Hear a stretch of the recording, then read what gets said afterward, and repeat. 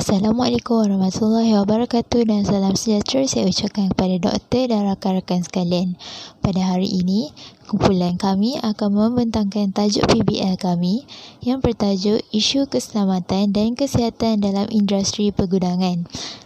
Ahli kumpulan kami terdiri daripada Muhammad Zahid Rashdan bin Muhammad Rashid, Nur Amira Umairah binti Abdul Rahim, Nur Syafiqah binti Rosli, Nur Hazira binti Zainal Abidin, Muhammad Firdaus bin Murphy dan Ilya Zulaika binti Abdul Jalil.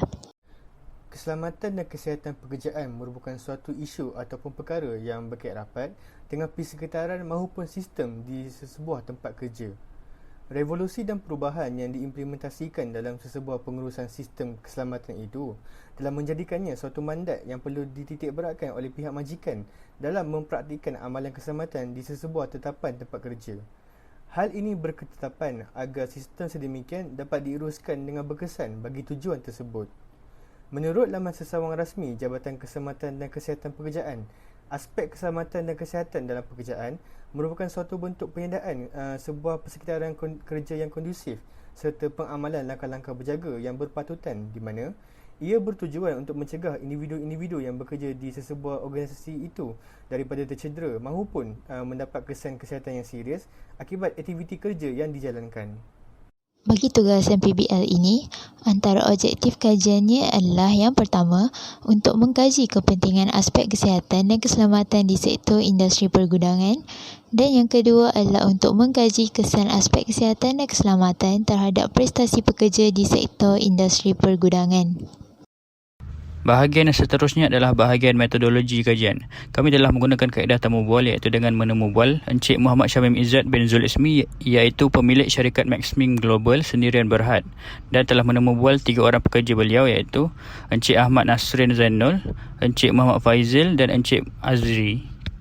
Soalan-soalan yang dirangka telah ditanyakan kepada perspektif pekerja dan juga pengurus bagi mendapatkan perspektif yang berbeza. Daripada perspektif pekerja, menurut jawapan daripada kesemua pekerja mengenai keperluan yang disediakan semasa pandemik COVID-19, pihak pengurusan menyediakan segala keperluan seperti saliva test kit, pelitup muka, scanning suhu dan menanggung kos untuk swab test di klinik kepada pekerja. Dari sudut keselamatan di tempat kerja pula, pengurus telah menyediakan alat pemadam api, vest keselamatan dan glove untuk para pekerja. Ini menunjukkan bahawa pengurus memenuhi tanggungjawabnya dalam menyediakan keperluan tersebut kepada pekerja.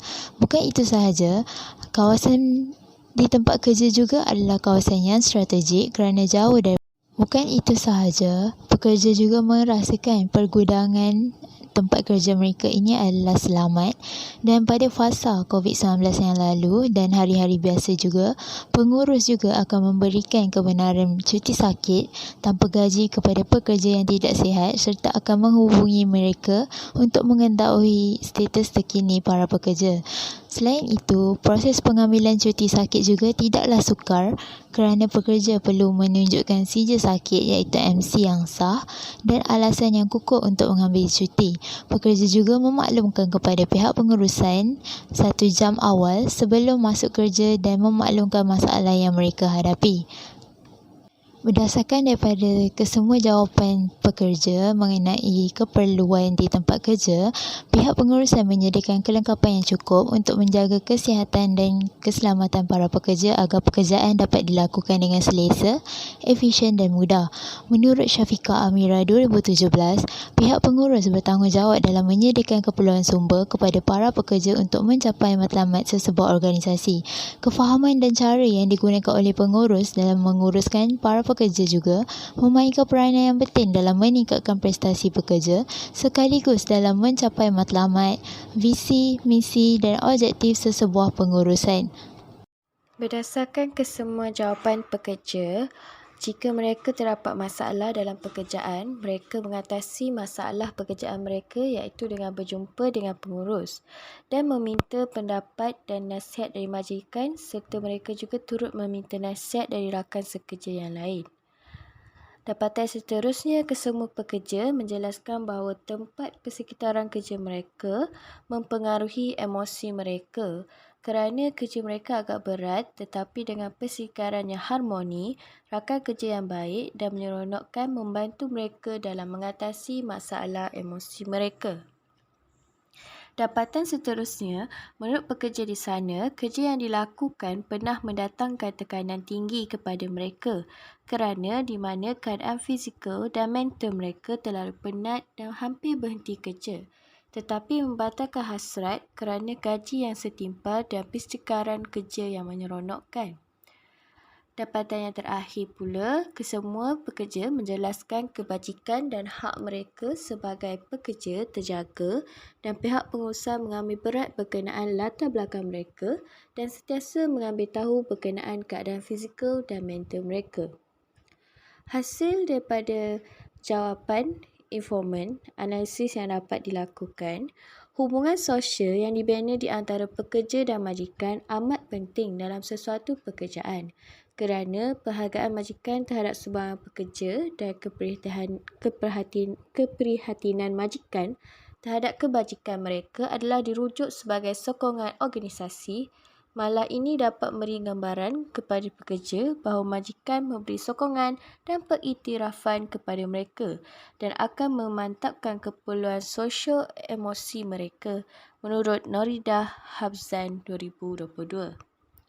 Pekerja yang mendapat sokongan organisasi tempat kerja daripada majikan adalah penting bagi pekerja sebagai asas utama dalam membina hubungan antara majikan dan pekerja.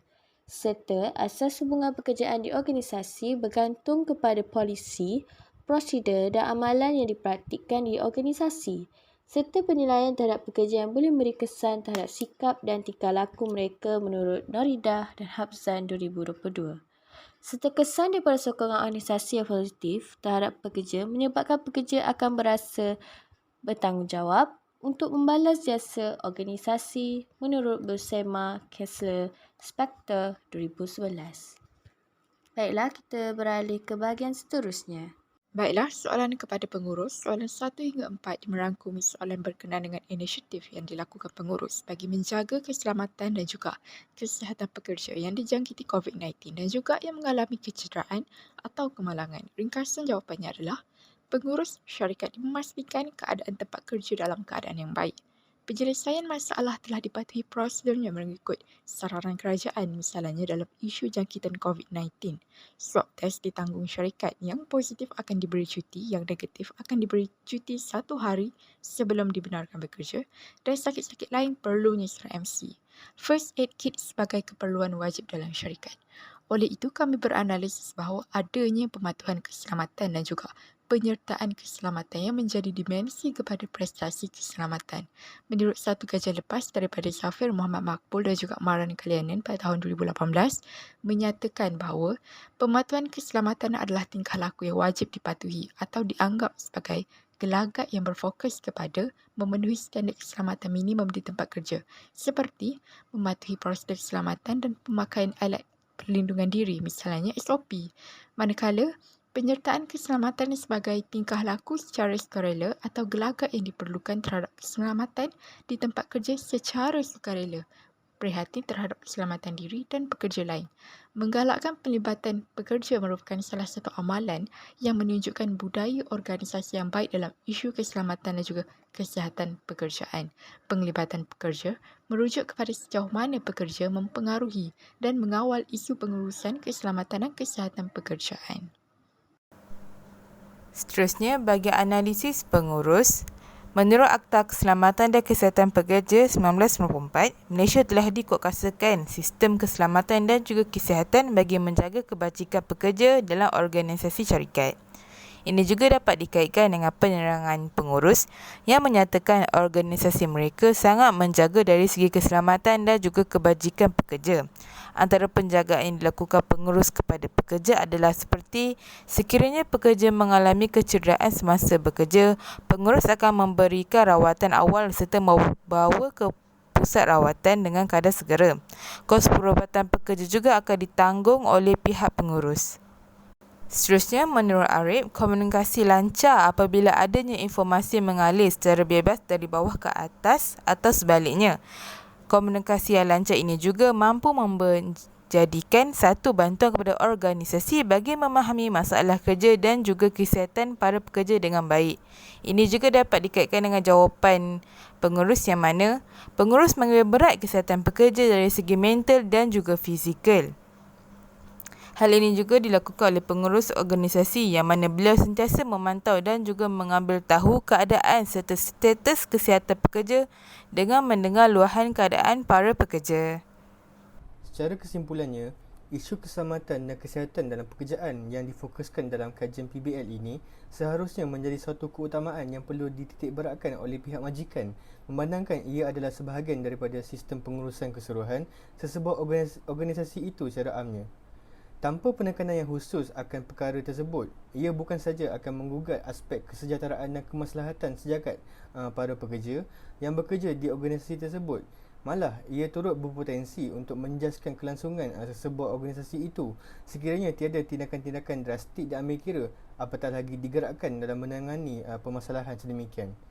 Untuk refleksi pula, pelaksanaan tugasan kajian lapangan berasaskan masalah yang dijalankan oleh kumpulan kami ini telah sedikit sebanyak membuka minda kami terhadap signifikasi aspek keselamatan dan kesihatan di sesebuah tempat kerja itu, di mana ia bukan saja bertindak sebagai suatu komponen penting kepada sistem pengurusan menyeluruh organisasi tersebut, malah ia turut menjadi suatu amalan yang sudah sebati, yakni yang lazim dipraktikkan oleh kesemua anggota dalam organisasi itu secara umumnya.